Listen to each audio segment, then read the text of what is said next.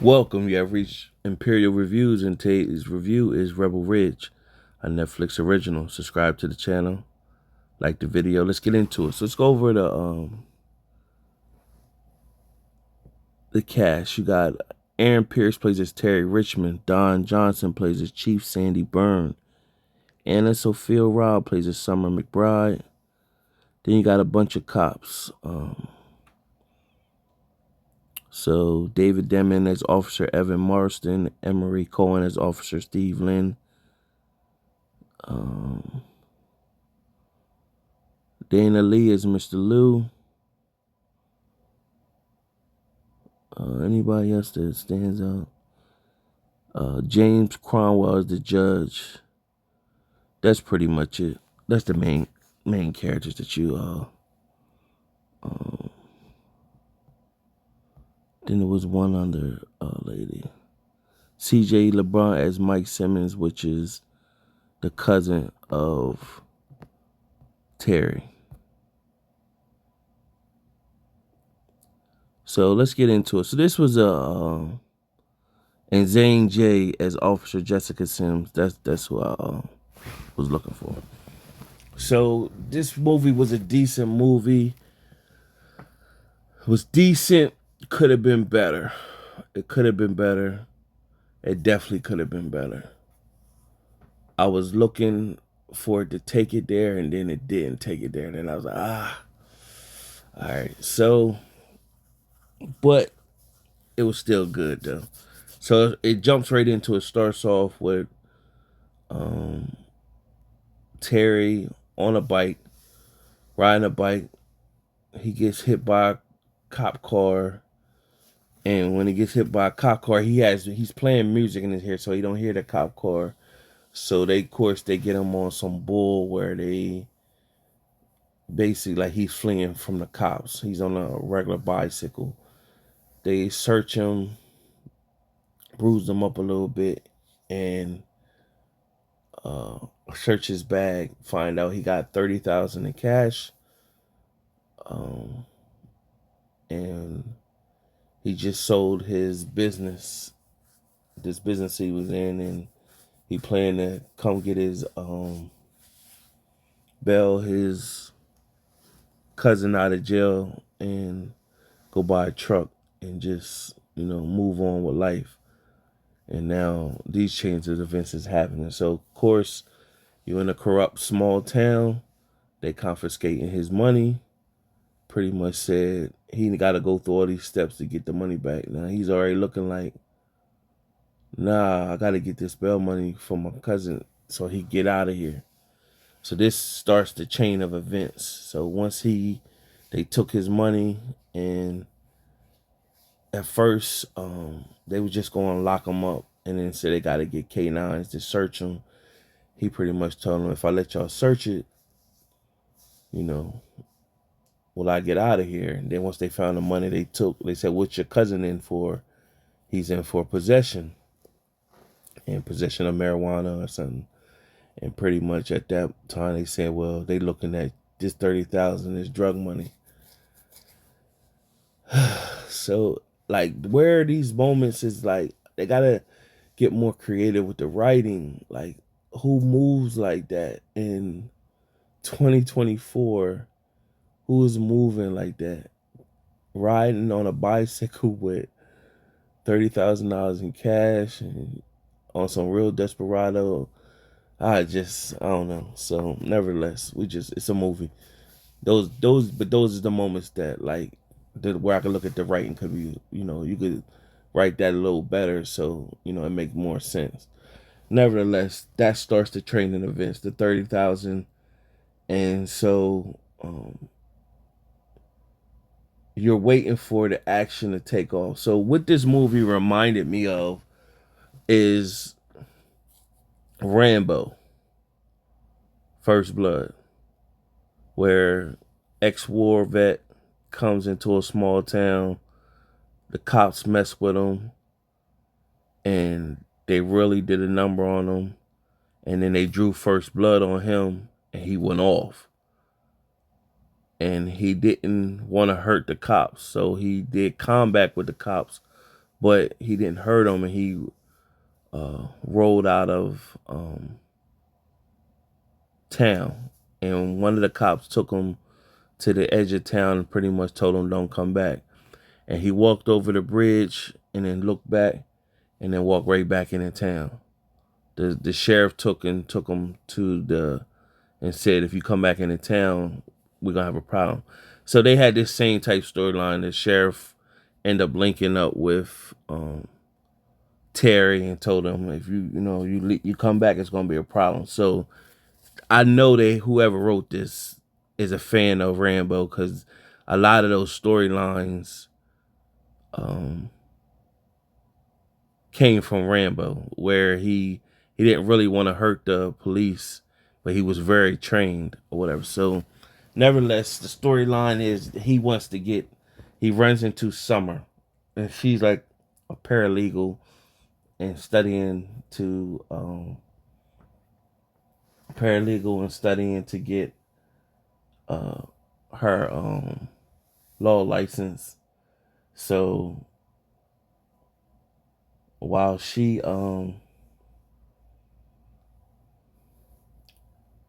taking a like to Terry, pretty much asking him what happened, he breaks it down, and so what she instantly wanted to do is help him. So he developed a friend in her. Meanwhile, he's trying to figure out what's going on with his cousin, and it shows him living off the land. Another Rambo move. He shows him making his own fire, living out in the forest, and catching fish with his bare hands. It shows that he knows combat, military, and you're waiting for this moment where he gonna get down or whatever. So you're seeing the trailers where you see where he's in the parking lot with the group, and you're like, okay, he's ready to go off, and he's in a small town. So you're trying to wonder like how that's gonna play out. So he pretty much made a deal with the sheriff and everybody. He shows up, pretty much want his money back. He told them, listen, I don't even need the 30 J's. I just need the 10 for you, keep the rest. I just want the 10 for my cousin's bail. And the sheriff pretty much was like, well, we'll see what we could do. And he was like, I just want to see my cousin. So he supposed to see his cousin at 9, and he said he got there 3 minutes late. They already sent the bus down, so he rode off on a bike, chased the bus down on a bike just to talk to his cousin. Pretty much told his cousin, like, look, man, I got you. As soon as you get off the bus, tell them put you in protective custody. Let them know you need to be in protective custody because it's going to be an issue. So that's the last time he rode real fast. It was just like a heroic moment. He rode so fast on the bike, he kept up with the bus, and everybody was rooting him on, and he gave his cousin some pound, and he's like, oh, that's my cousin. So what he ended up doing is he went back to the sheriff's place and showed up. And so they looked his ID information up, and the Wi-Fi was messed up in the station. And so when they looked him up and pretty much said, well, he wasn't even infantry. He wasn't even in infantry or nothing. Like, what did you know? And he's like, phew. So this is the part that diffused them, because they thought maybe he was like how Rambo, he got a whole list or whatever. They said he wasn't even in combat. They said he was MCMAP, and they said, what is that? He knows about GPS and geographics and stuff like that. So they making jokes, but the Wi-Fi was down, so they couldn't really Google what that meant. And so the sheriff was like, I'm gonna go out here and handle this. So he told some other people to pretty much want to go take a break, like the townspeople go take a break. He told his officer to stand down and go sit and wait. He gonna handle this. So he was right up in the presence of Terry. And when the internet finally loaded back up, Sims looked up uh what it actually meant for MSMAP. That means he was highly trained, skilled in jujitsu, martial arts. He could fight, and but he's programmed to diffuse situations without do combat without hurting people. So he did all these acronyms, and he was explaining to the sheriff, once we get to E, it ain't no coming back. So at this moment, the officer pretty much told the sheriff, don't get close to him. And so he started following him. And when the sheriff went to pull his gun, of course he defused him, beat the sheriff up.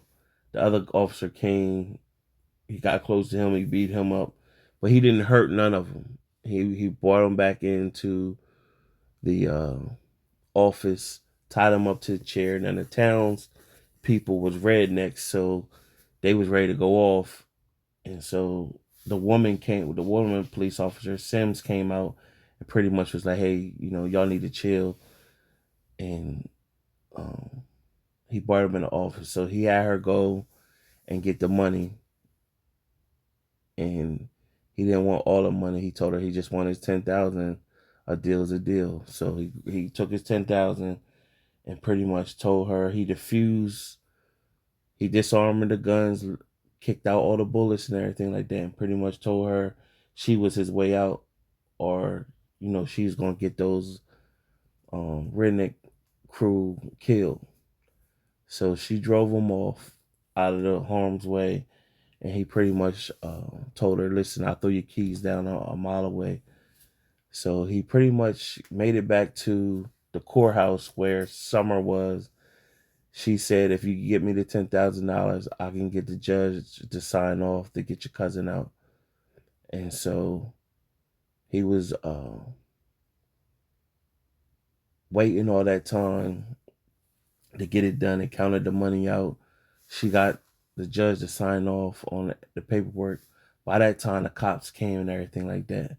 He figured he ain't a good. They was like, take him to the catacombs. So I'm thinking now they going to take him somewhere to torture him, beat him up and stuff like that. They didn't. They ended up bringing him out and they brought him to a hospital. So he like, well, what's this about? Y'all bring me to the hospital. The sheriff said, here's the 26,000 back to you. We don't want nothing, no problems with you. That truck that you said you wanted, we're gonna pay that truck off, get you that truck. So he like, what is this about? Come to find out, his cousin was stabbed up and killed. And so the sheriff was pretty much saying, listen, we sorry that we, from our part of it, and we just want bygones be gone bygones, and your cousin's on his way here, and basically you can say your goodbyes. And so he was upset, but it's like, what you gonna do? So it shows a sentimental moment. He's seen his cousin on the slab or whatever. Now Summer was doing an investigation. She found out like detail about they've been locking people up for petty crimes, but keeping them for like 90 days and then letting them go with no charges made, because they got charged with a wrongful death suit that put a bad mark on the police force, and so they can't afford to have another situation like that. But they still need to fund money for the town. So what they were doing is getting people to lock them up, keep them for 90 days, let their bail be high. Once they post bail, they keep the money, funnel it in, fudge the numbers. So they was doing like a racket going on. And so Summer discovered all that, but Terry didn't care no more because now his cousin was dead. And so basically he was like, I'm gonna go get this truck. So the sheriff told him, if you don't go get this truck, I'm gonna look at it as you pretty much you want war and everybody's seen what you did. You'll get 30 years of life. And so Terry left, told Summer, here, I'm going to give you my number. If you come up with a good plan, let me know, hit me up. So that night, while Summer was asleep, somebody snuck in her house, drugged her up with drugs, and she couldn't call 911 because, of course, that's the police um, station. So she called Terry, told him she's in trouble. He showed up. By the time she showed up, she jumped in the shower, put cold water on her. So they didn't put enough drugs in her to kill her. They put enough in her so it'd be in her system, so that when she go apply for her job, now you find out that she got some legal issues and her child was taken from her. So if she's found, and she kept saying, I need my job. So if she's found with drugs in her system, she'll lose her job and everything like that. So Terry comes back, and now Terry got her straight. Now when she went back to work, they wanted to do a drug test, so she knew it was doomsday for her. Now Terry came back into town though, so when he came back to town, of course the cops, they cornered him off, and he disarmed the cop. Didn't kill him, just shocked him with the taser and everything. Drove off in the cornfields in the new truck that he had, and then ended up driving the truck underneath a bridge and ended up walking a whole nother way. And so he talked to Summer, and she told him what happened. So he knows he was part of a Chinese restaurant that bought him out. He's still connected to them. They know he's a good guy, so he had told them they need $10,000. One moment they said they was, so this moment becomes like the question mark. What's the whole thing with the whole restaurant? So nevertheless, he was shot. He ended up having Summer show up where the Chinese restaurant is. Mr. Liu bandaged them back together, and Summer showed up, told them everything, all the information they got, but they needed to get some information from the courthouse, and they need to put it into this corrupt town. So they do that, show up to the courthouse, get the information they needed, but Summer said, I got to get something else. So he said, Terry said, I'm going to wait for you outside in the car. And from there, Summer went back in. When she went back in, she was going to get her drug sample that they was going to use against her. The cops came in, seen her, took her, put her in the car. Terry followed them out or whatever. And when they followed him out, Terry ended up beating one of the cops down, getting information, and pretty much told them that, listen, they got the drives,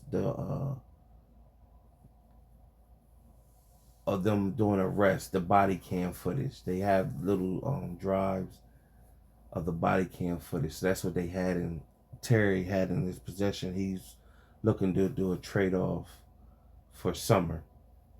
Nevertheless, they show back up to the police station. Now this is where you see the trailer where it's him versus all the police officers. Now what he did notice when he was in the police station, that they got a whole storage area of guns and all this type of stuff, enough ammo. So Summer told him that she had an inside connect in a police station that was looking out for her. Now he thought it was Sims, which was the black police officer, because he made a comment and he said, who is he? And she said, who said she was a he?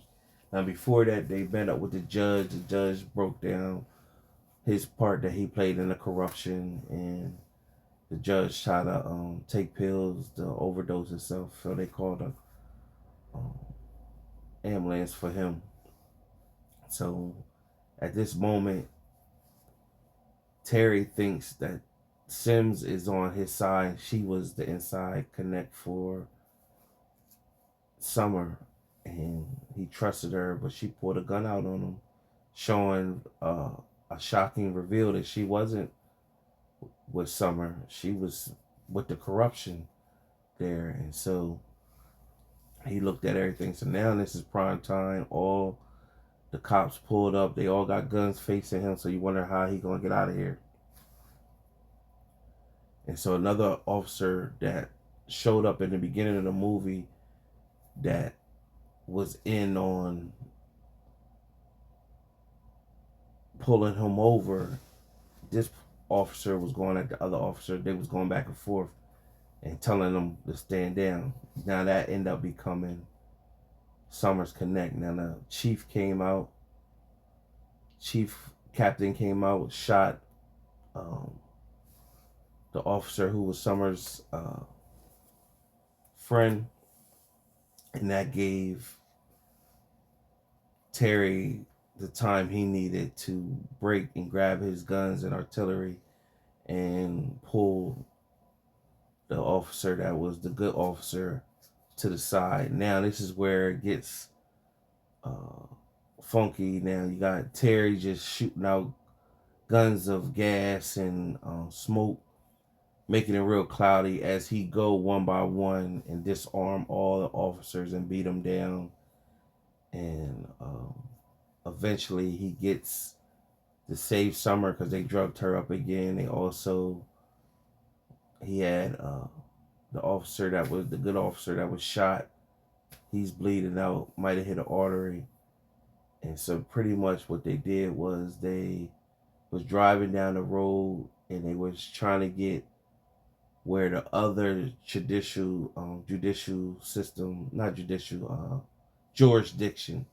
the other jurisdiction county cops got involved so that they know they would have safe haven at that point. So right when the the sheriff was about to get them to pull over because one of the tires was shot out, Sims showed up at the last minute and knocked the sheriff off the road so that they allowed them to be free and drive forward. They made it to the hospital.